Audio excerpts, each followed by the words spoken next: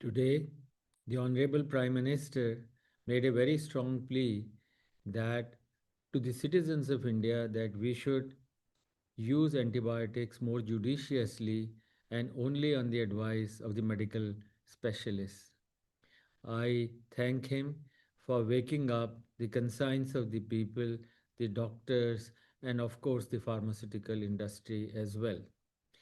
India is the largest user of antibiotics in the world, and painfully, nearly 3 out of 4 infections which present to hospitals are resistant to or non susceptible to antibiotics. This is a very difficult situation. We, as liver group, as a liver specialist, feel when the patient comes to us, nearly all antibiotics have already been given to the patient, and a sick patient needs to get his infection cured, and we have very little to offer as far as infections are concerned. I therefore totally endorse the Honorable Prime Minister's clarion call, and I would like to say four messages to people. First, to the citizens, to the common public, that do not use antibiotics for simple infections.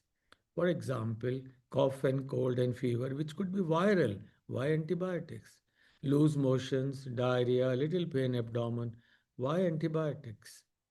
Similarly, for burning in the urine without having any evidence of infection on the culture or in the urine test, no need of antibiotics.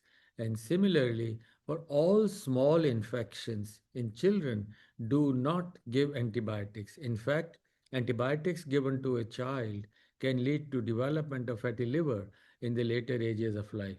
So people must understand antibiotics are not a routine drug for everyone to use on every instance, very selectively and judiciously. My second request is to the pharma industry and to the pharmacists and to the people, the shopkeepers who sell drugs. Please avoid, please do not give drugs without special instructions for doctors, and make a record to which patient and for which indication an antibiotic has been sold. A third request is to the possible regulatory agencies. Like in the other countries, we should monitor every batch of antibiotic which is produced, that it has gone to which pharma, which shopkeeper, and which patient, and then a record should be made and tracked that the antibiotic has really been justifiably given. And last, to my own colleagues, the healthcare workers, doctors, specialists, please do not start with top end, difficult, reserve antibiotics in cases.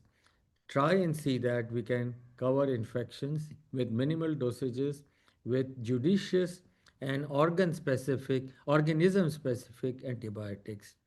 I think it is time for all of us to take a pledge. From today onwards, we will all be joining the journey of antibiotic stewardship. I want to compliment Indian Council of Medical Research and all those who have contributed over the years for making awareness of Indians that antibiotics are not to be misused, overused, in fact, use with your and the science and evidence based judicial usages. We need to make a difference, we need to save lives, but we cannot save lives if 3 out of 4 infections are not being treated, the drugs are resistant. We have MDR type of bacteria, means 1 out of 3 special groups of bacteria are not sensitive. We have XDR, extended drug resistance, 2 out of 3 organism species are not responsible, and PDR, pan drug resistance, where all types of bacteria cannot be treated. Unfortunately, India is heading globally into PDRs, new types of bacteria and new types of infections. So, one more time to all of you, those listening, and my friends, please join the journey and take a pledge.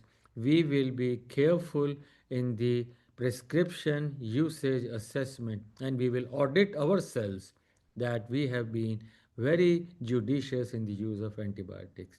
Let's have a 2026 with antibiotic stewardship. Thank you.